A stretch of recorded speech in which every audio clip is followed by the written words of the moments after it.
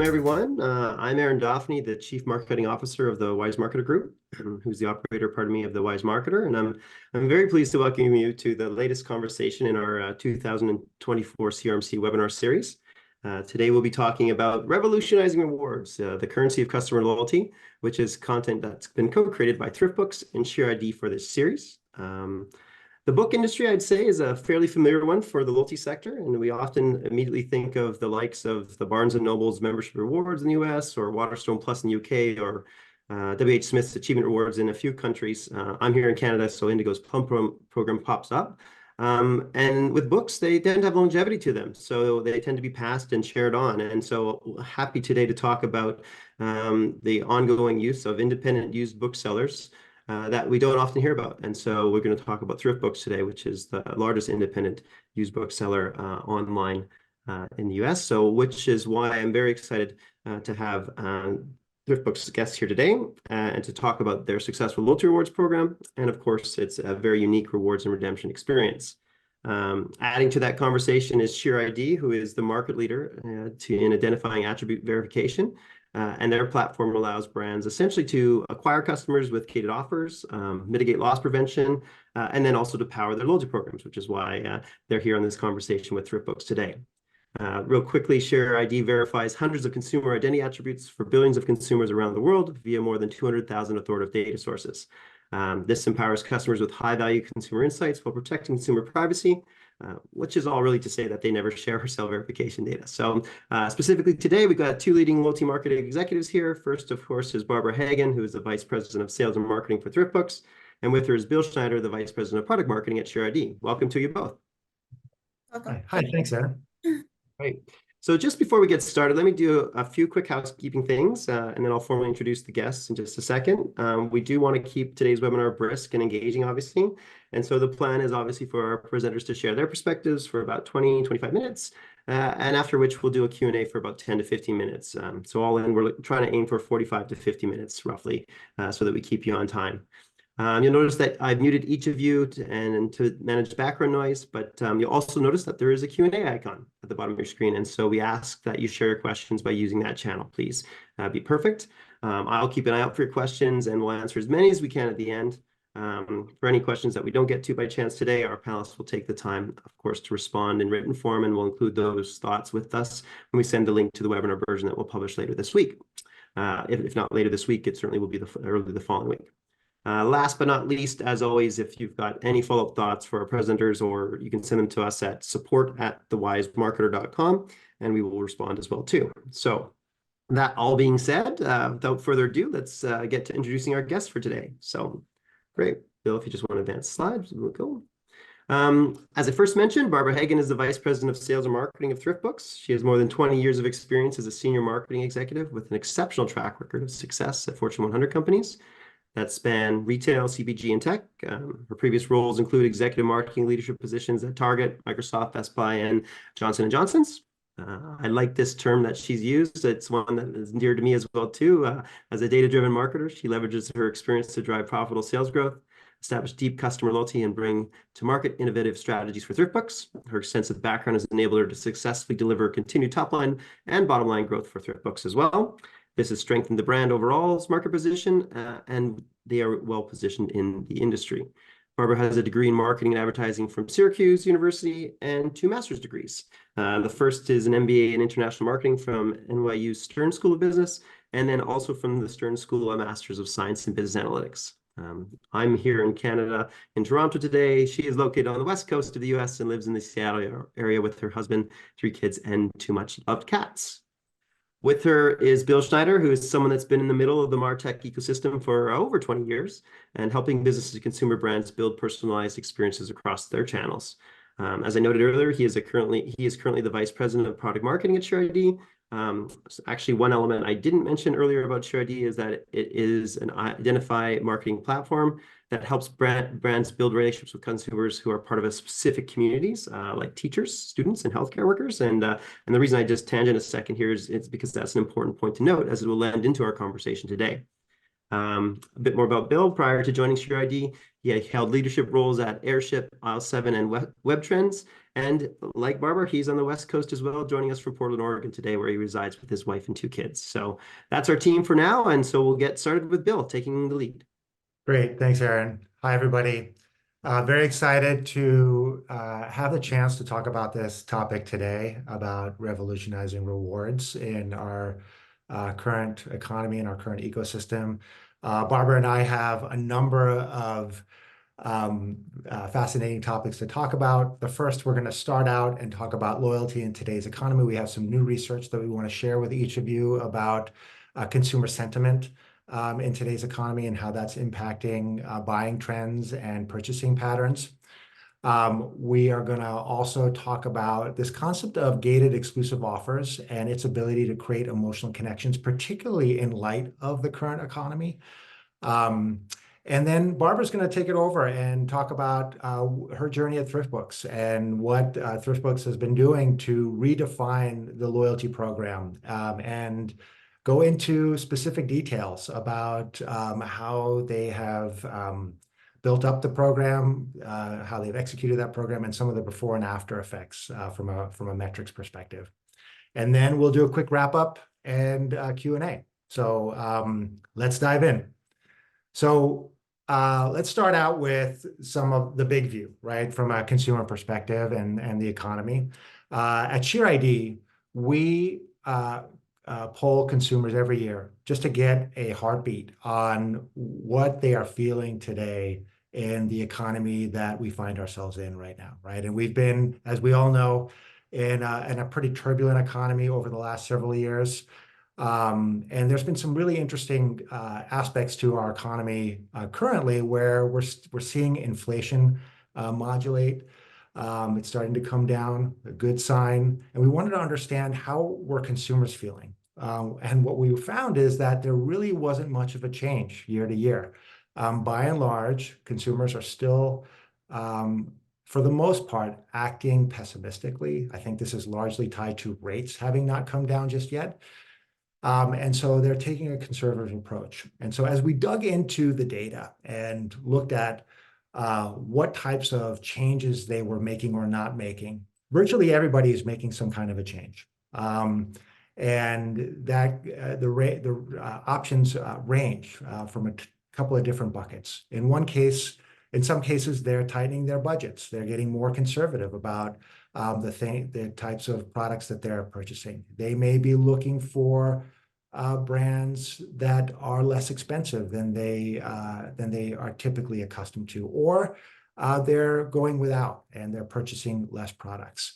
Only 10% of consumers had said that they're only shopping brands that they're familiar with. And so I think that's a very important data point, a point of awareness for us to have as practitioners, is that, you know, the marketplace obviously is extremely competitive, and consumers, given the pressure that they're feeling on their wallets, are open to looking at other alternatives, which speaks to why loyalty and investing in loyalty programs is more important now than ever before.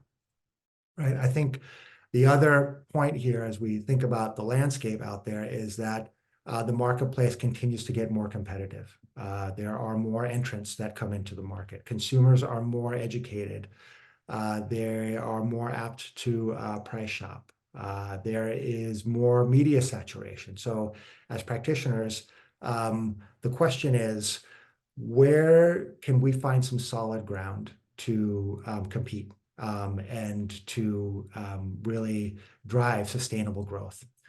I want to offer up an idea about this concept about customer centricity. I was lucky enough to share the stage with Professor Fader last year, and he talked about customer centricity and the importance as brands to get laser focused on understanding who your best fit customers are, and in addition, understanding which customer segments or groups are not your best fit customers. And the purpose of that is so that you can drive alignment internally in your organization, all the way up from product delivery and development through to marketing and merchandising, customer service and support, so that you can identify who those best fit customers are that align best with your brand. Because ultimately, this feeds into what we're doing from a loyalty program, right? Our mantra is we want to do amazing things for the customers that are our best fit customers, right? The customers that are more apt to purchase with us again, to frequent our stores, frequent our programs more regularly than others. And so with that in mind, I want to offer up this concept of exclusive offers and gated offers, and being able to do something special for that group of customers that align up with your core customer attributes. As Aaron pointed out, we help brands develop gated exclusive offers for people that are in specific communities that share a common aspect of their identity.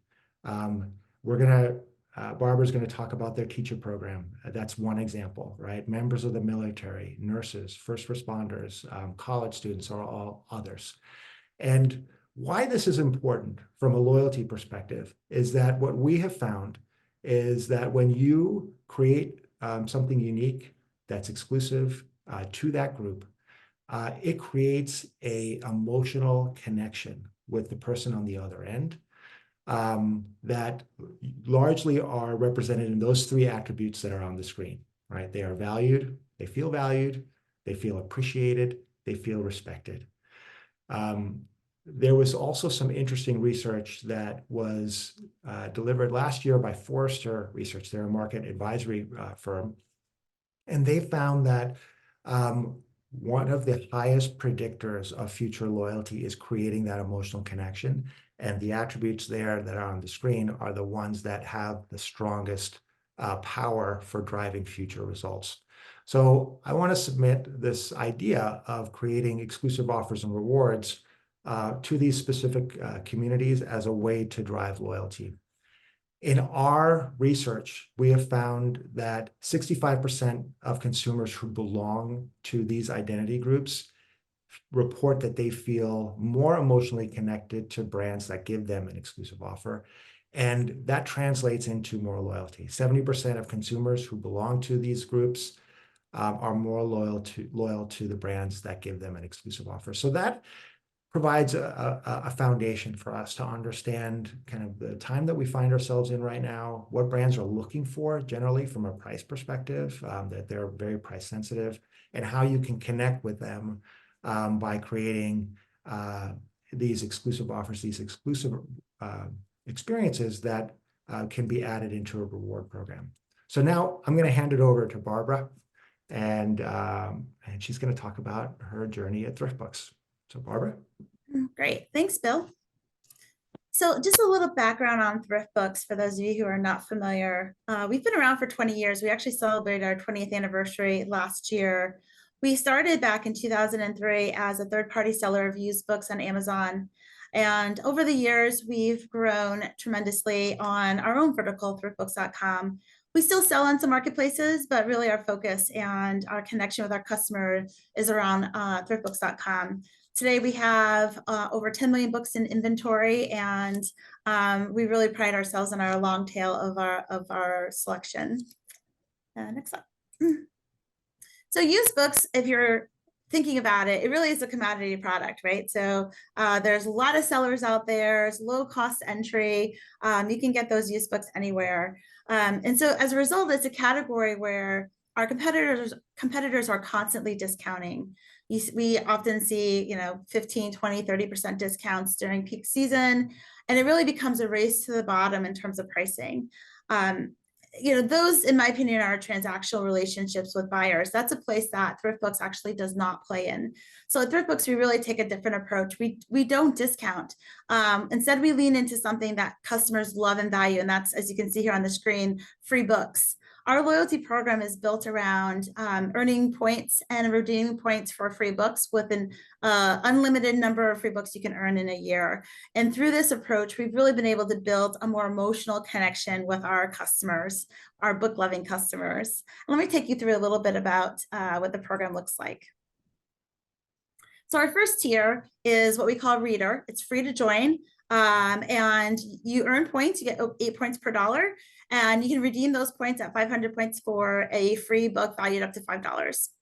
Our second tier is our Bookworm tier, and this is you reach this tier after you spent $75 annually with Thriftbooks.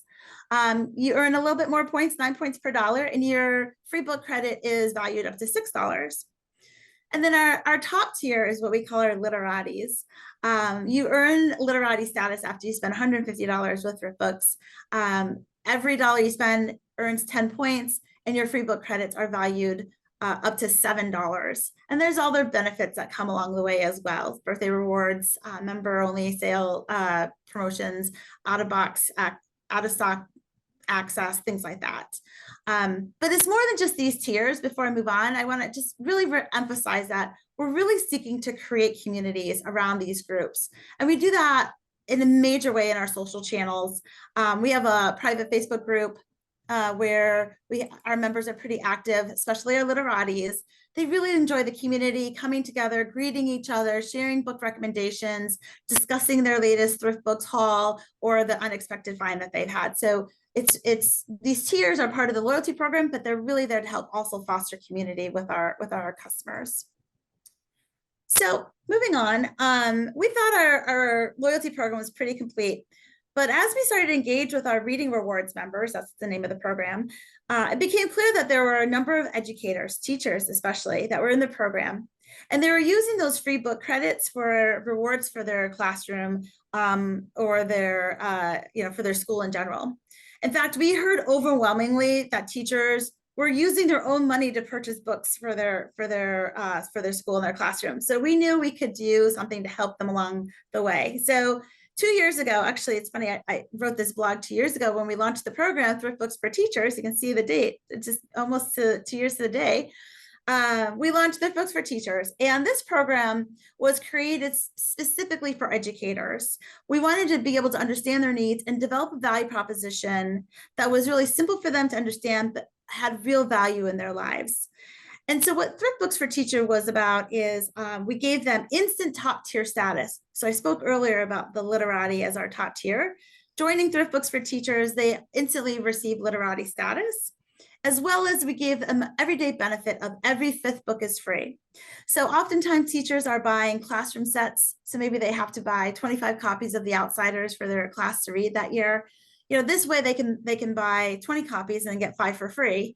And on top of that, they're also earning points as part of the core program. So they're receiving ongoing free books as part of Reading Rewards. So we launched with targeted media towards teachers and educators, and it really started to get the program going. The one thing I want to just point out here is that because we were offering a rich assortment of benefits with Thrift Books for Teachers, it was really important to us that we have a gated approach to the registration process. And that's when we partnered with SheerID and their verification process. So while we're going out there and promoting and marketing the program, the experience is when they come to the site is going through that verification process. And that has worked really well for this program and being able to offer these exclusive benefits. So at launch, we had some immediate great response. So great, in fact, that we started to expand it out to other groups. So we started with educators, teachers specifically, and then we expanded to homeschoolers.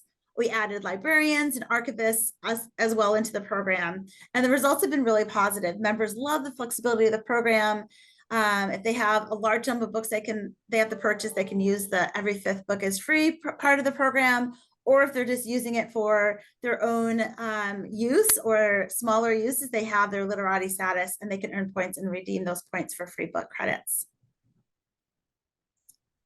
Well, so I wanted to jump in here and just share a few data points about teachers in particular, because I thought this program that Barbara has been championing with Thrift Books is a great example of really zeroing in on a core customer segment that highly aligns with your brand, right? And in the case of teachers, right, it's a large segment, 7 million in the US. What is very interesting that we found through our research is that in just about every case, teachers are spending their own money to staff the classroom, right? Barbara gave the example about buying copies of books for the outsiders as an example, right? And how important it is to be able to stretch their dollar. On average, a teacher we'll see across the country is spending over $400 of their own money to staff their classroom. And I think there's some really important insight here to think about when you think about what that teacher is doing for the classroom, how that makes them feel, how behind and supportive of the classroom they are. So when they're recognized and for that support, for the engagement that they have with their classroom by a brand like Thriftbooks, it really creates a strong connection. It creates that strong emotional connection. And that's what we see in the downstream metrics, right? When we poll teachers, 72% of teachers say they look for an offer for teachers before they're making a purchase, and 98% of them share offers with other teachers. So word of mouth effect, right? That's nirvana, I think, for all marketers, is being able to create a program that is going to drive word of mouth, so I don't have to go out and acquire those people through digital media or some other form of advertising. And these types of programs perform that result because people within these communities are highly networked. Teachers know other teachers, and teachers also, quite frankly, are a hub of every community. So really important group to reach. They also indicated they're more loyal to brands that provide exclusive offers. And there's also some other data points that we have around how to reach them. And in this case, I just wanted to share that the majority of them prefer email over other forms of communication. They're on those other channels as well. So it's important to also have a cross-channel strategy as you're reaching out to them. But email is their preferred approach. So those are some high-level data points as we're thinking about teachers and you're starting to think about marketing to a community and what that can mean for your brand. We also asked teachers and other members of other communities, what is the best way for you to engage with them? If you don't have much information or you're trying to create a first relationship with someone digitally, what ways do people like to be connected? Is it their demographics? Is it their hobbies, their preferences, their behavioral data? And what we found is that the number one attribute that means the most to them is, in the case of teachers, is their teacherhood, because of the fact that this is what they went to school for. They've invested a lot in getting to this place, getting in front of the classroom, sharing their experience with their teachers. And so when you can connect with them on that level, that pays off in some of the metrics that we just talked about just a minute ago. So I'm going to pass it back over to Barbara. I just wanted to share some of those data points that we've seen in some of our research.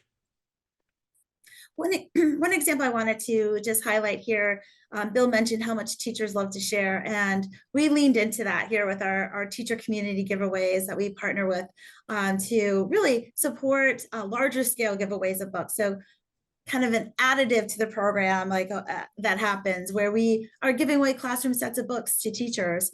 And this is, again, speaks to our emotional connection with our community, knowing how much they value a full classroom full of books and being able to curate a selection of books that works for them. This isn't just like a random box that we send them. It really is around working with them as individuals and understanding what community they're in, what grade levels, and giving them a box of books, a classroom set of books that actually delivers what they're looking for. All right, so now I want to just talk a little bit about another community building event that we did last year. It was our 20th anniversary last year, as I mentioned. And, being book lover nerds over here at Thriftbooks, we, Willy Wonka and the Chocolate Factory is our favorite. And so we kind of took a page out of that and we created a Willy Wonka-like event. We called it the Teal Ticket Giveaway because teal is our Thriftbooks color. And so for 3 months, over the summer, our customers had a chance to win one of 5 teal tickets. And the grand prize was a flyaway. We flew 5 lucky winners and their guests over to one of our processing centers, one of our warehouse locations in Phoenix, for a behind the scenes tour of our processing center.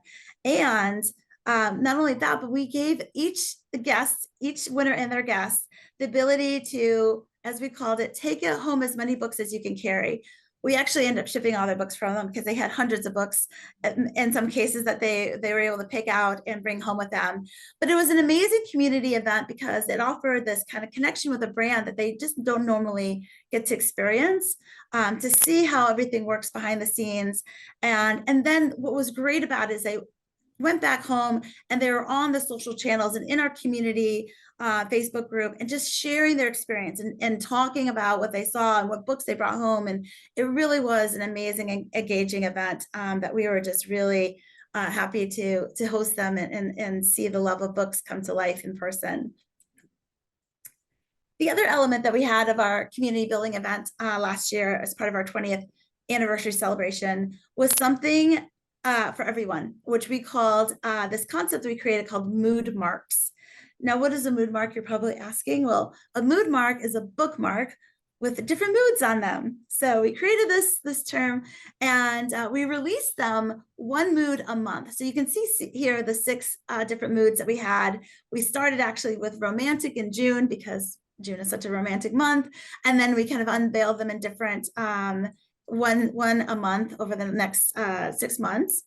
And the moods were actually unknown to our customers. So we introduced romantic, but they did not know what the next month moods was going to be. So it was really fun to kind of engage with the community and ask them what they thought it should be and get some guesses.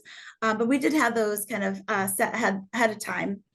And after, what you don't see here, but each mood mark had on the back of it a sliver of an image. And so after the first one came out, people started to see that there's an image on it. And then the second one, they realized that if you collect all 6 of these, the mood marks actually come together to create an image, what we called the land of thrift books. It was an illustration of what we consider to be the land of thrift books. So that was kind of a nice surprise for our customers. Well, going on to the next slide, you can kind of see here, this is just a snippet of some of the reaction we had in our community on the engagement with our mood marks.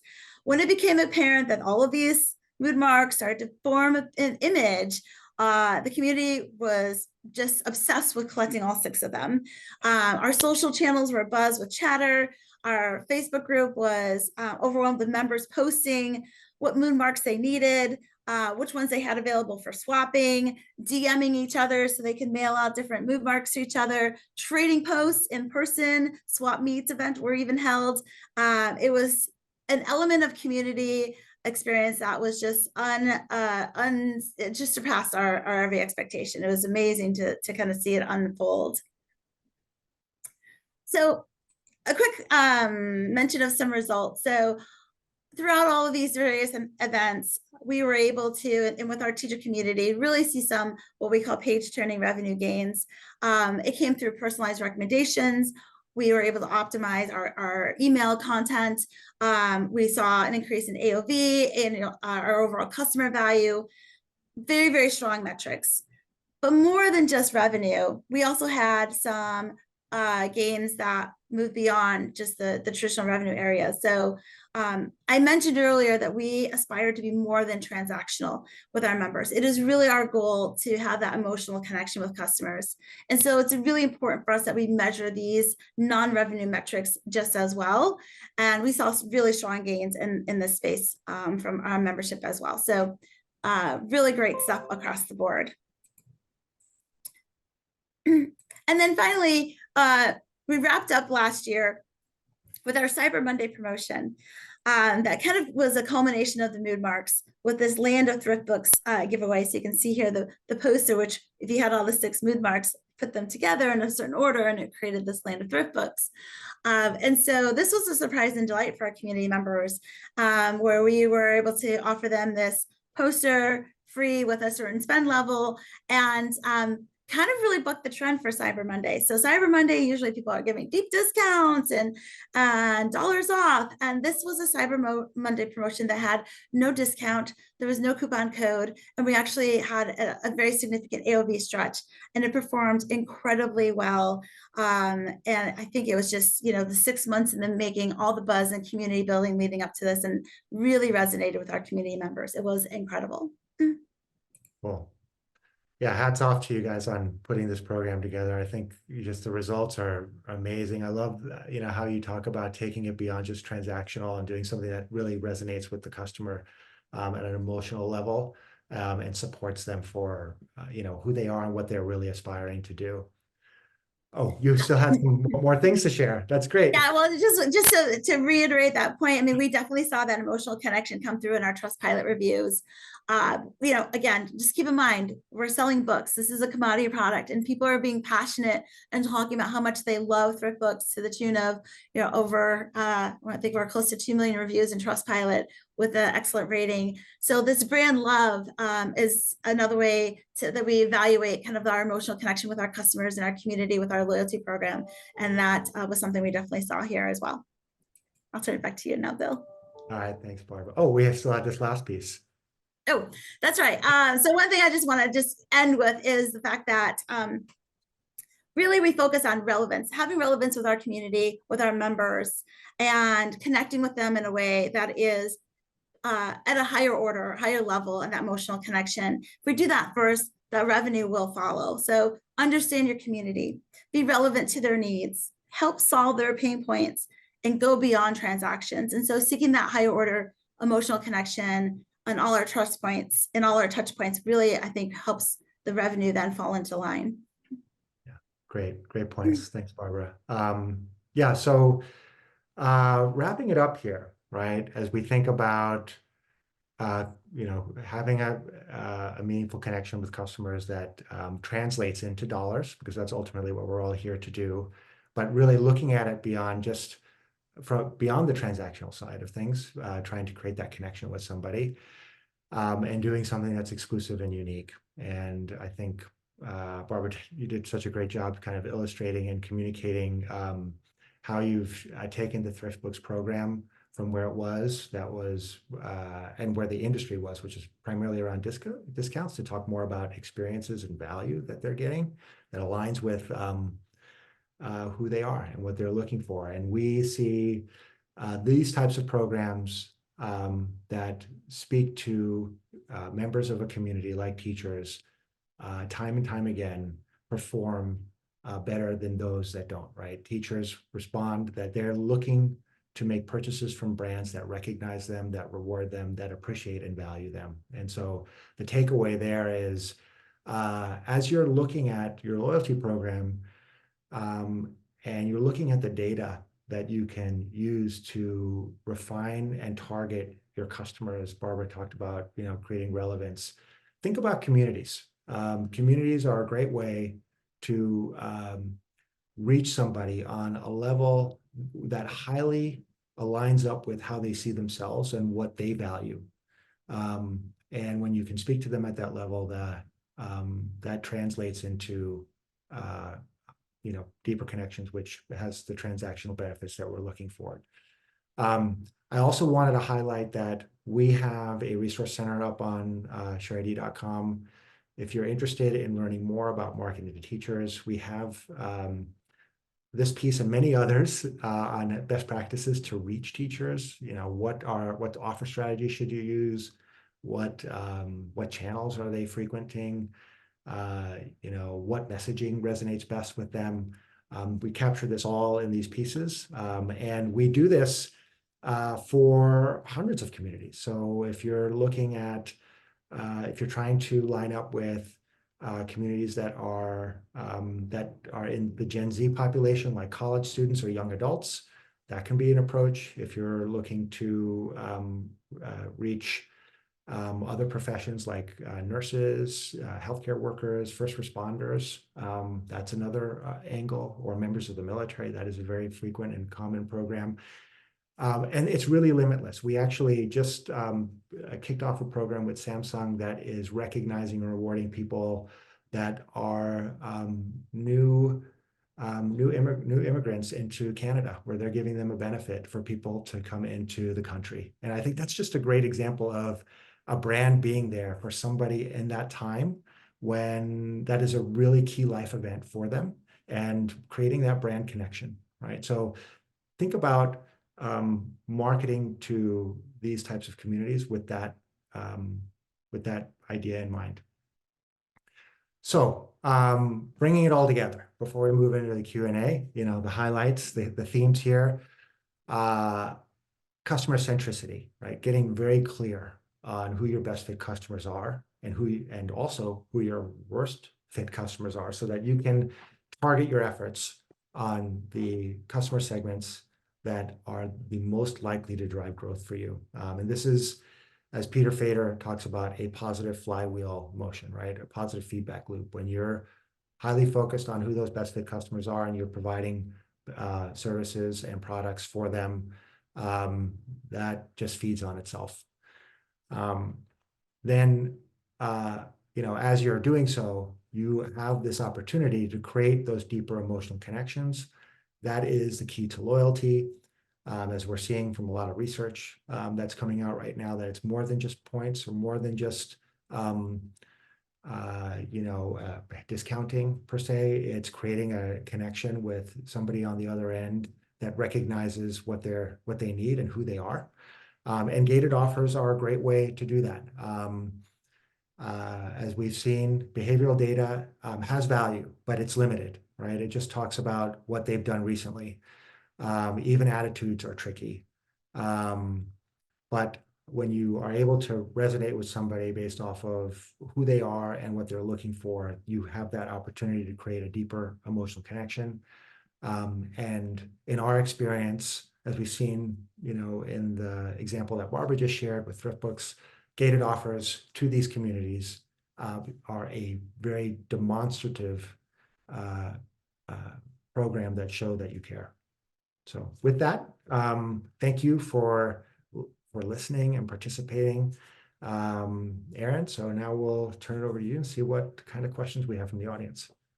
Yeah, well, I mean, you're turning it over to me to turn it right back to the two of you in essence. But before we get to the questions, and there are a few already that have come through the course of the conversation that Barbara and you have led, Bill. I just myself, I'm curious, Barbara, this one's probably for you. You talked about the great community engagement around the creation of these mood marks, right? That just is a fascinating story for me. And then tying it to that promotion at the end where, to get a poster to bring it all together in a sequence of events, you mentioned that people were guessing throughout and trying to, as you're trying to introduce them, and you galvanized a lot of activity and buzz around it. Did Thriftbooks, preset those moods in advance, or was the community contributing in a way that they developed them specifically? Did they partake and give you ideas of what other moods to come, or was it fairly parallel in terms, or sorry, process oriented in terms of how you got to it? So, and then the other question obviously is, are you planning to release more? Yeah. For this, for the first set of mood marks, we did Thriftbooks internal team. We had determined what we wanted those moods to be. We tried to align them up with different months that made sense. But it was great because hearing the community offer ideas and suggestions, don't worry, we've taken that into consideration, and who knows, there may be something coming soon. I don't want to spill any beans or make any promises, but it was great to get that feedback and that engagement from them, and we definitely listened. I love that you're able to continue to hype up the buzz around them. That's wonderful. That's great. Maybe we'll do a question that's probably more oriented towards Bill, but Barbara, feel free to weigh in as well too. Since building customer loyalty is based on knowing your customers, you've outlined here, what kind of data can be really collected through an exclusive offer program? Like what level of data, what type, what's the robustness of that? Yeah, great question. Data is so foundational to connecting with people in the digital realm, right?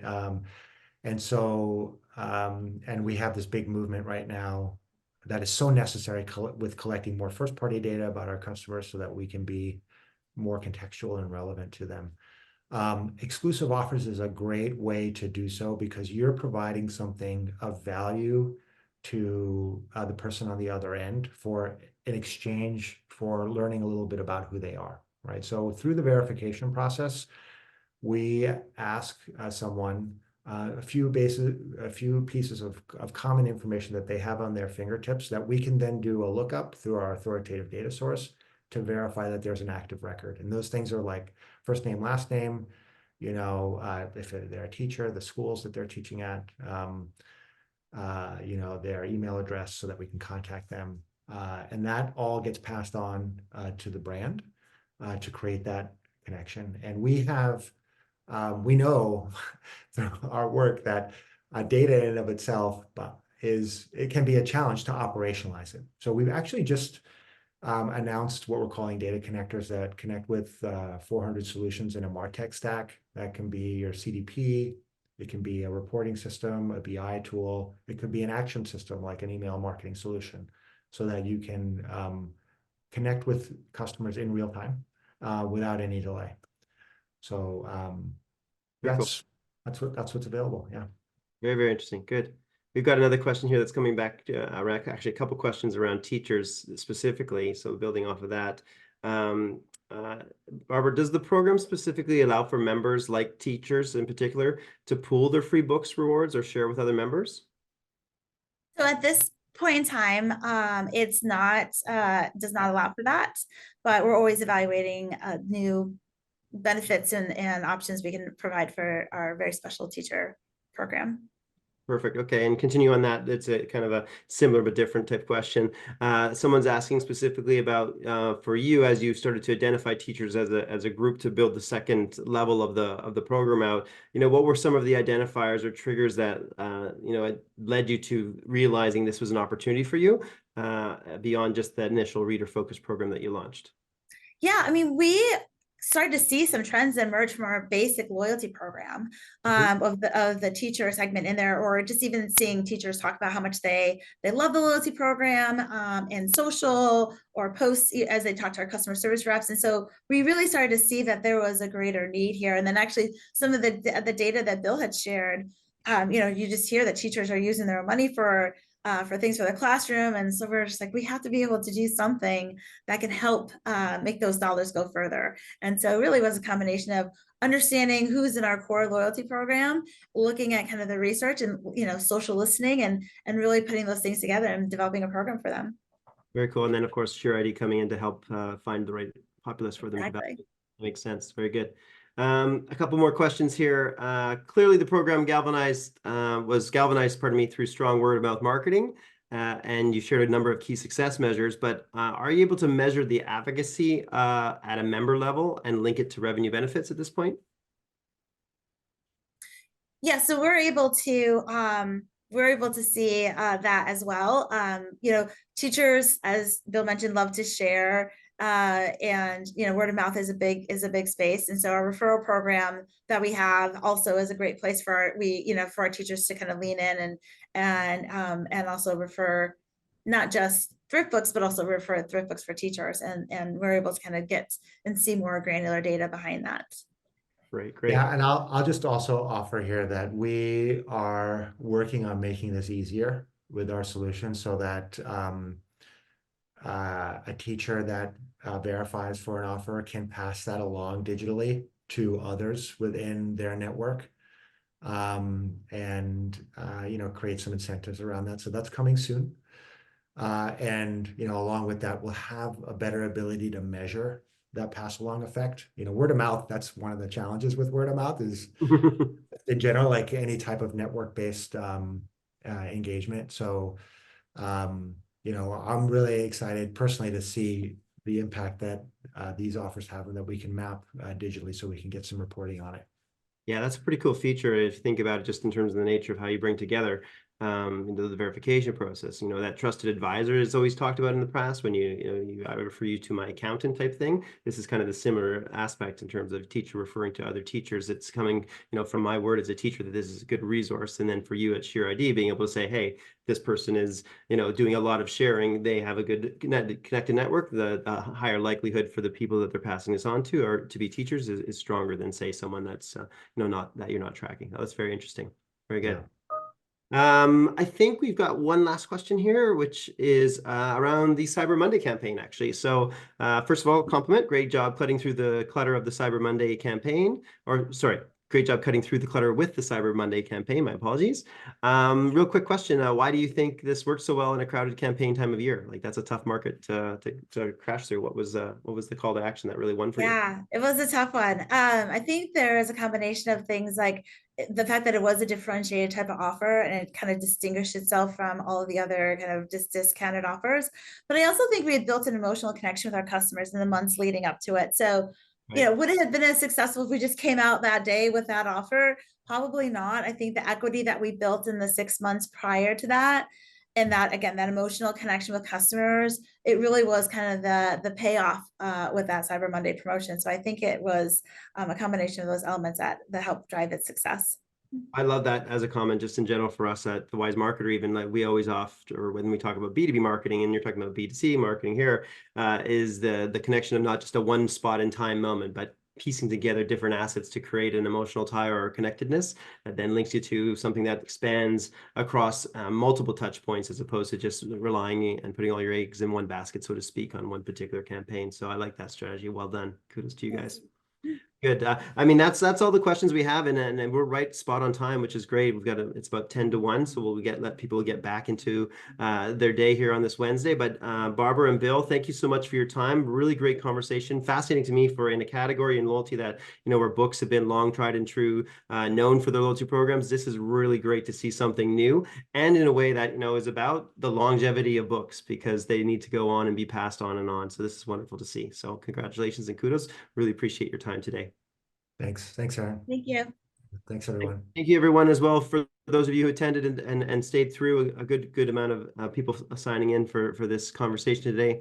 We will make sure to pass along the recording to those individuals who attended and either later this week or into the next week. I actually just saw a question pop up by someone to say, are you going to get a recording? So that's why I added it on here at the end. So for sure you will indeed. So good. Wonderful. With that, we'll wrap it up. And everyone, have a great day. Take care now. Bye now.